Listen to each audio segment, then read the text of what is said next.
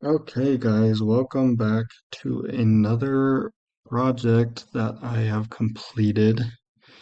Um, Today we're going to look at a GIS map project for apartment complexes in Rexburg, Idaho, um, where there is a university. Um, okay, to start, let's look at the overview of our project here. So we have our index file, our JSON file with all the data, and then in here we have our uh, app JavaScript data. The config, it contains the API key, so don't want that to be public, so I have the app pulling that key right here from the config file. Um, let's take a look at our index file. So this will load the ArcGIS CSS and the JavaScript API. Um, and what it does in here is it defines a full screen map container and a filter UI panel. I'll go through here. Here's styles, and then the body here for the filtration tools. And then here's our links in there that we include. Um, and then there's the CSS that we take from ArcGIS. And because I can't add a comment in JSON file easily, I just put it at the top of my index file. The JSON file contains an array of student housing apartments in Rexburg, Idaho. Uh, it's a list of 20. I could do more, but each object has the name of the complex, the address, the semesterly price or rent, if it has on-site parking, and how many spots they have, and then the phone number. Um, and then So let's go through. You can see, name, street address, price, whether they have parking, how many spots, and the phone number there. Okay.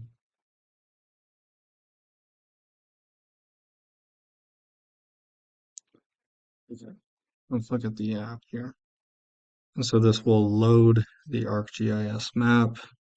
It'll geocode the apartment addresses and then add the markers with pop-ups and provides interactive price parking filters. And again, the API key is hidden within the config file.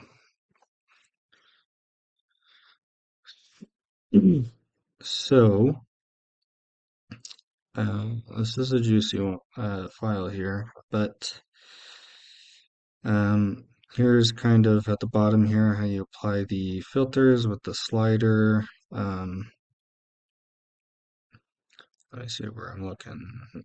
Okay, here's the attributes that will display on the marker when you click on it. So you got the name, address, price, parking, excuse me, how many spots, and the contact. I got it all nice and lined up in a line so it itches my brain right. And then for this one, we're going to put either yes or no, um, because we have the Boolean value of either true or false there.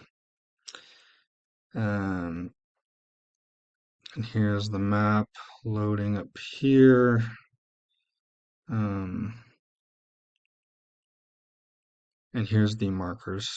I could get more fancy with them, but I didn't get too fancy. Okay, and then I'm going to open this using live server, which is a Visual Studio Code extension. Let me go ahead and look here. Um, we have all the apartments listed here. You got the price slider that'll, take them away if you get too low. I don't have a super high range with the ones that I've added, but at some point I could do that. And then there is one included that does not have on-site parking. If you uncheck the box, it pops up, and here you can see no parking. And this is the card. You can zoom to, and it'll take you in. I'm not sure how far you can go. You can go pretty far, but it's got the address, price, parking, and contact info. If we scroll out, you can see, it displays the same for the others as well.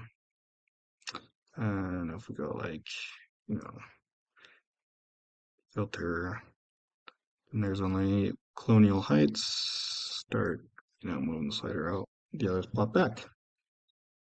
Okay. Then, you could zoom way out.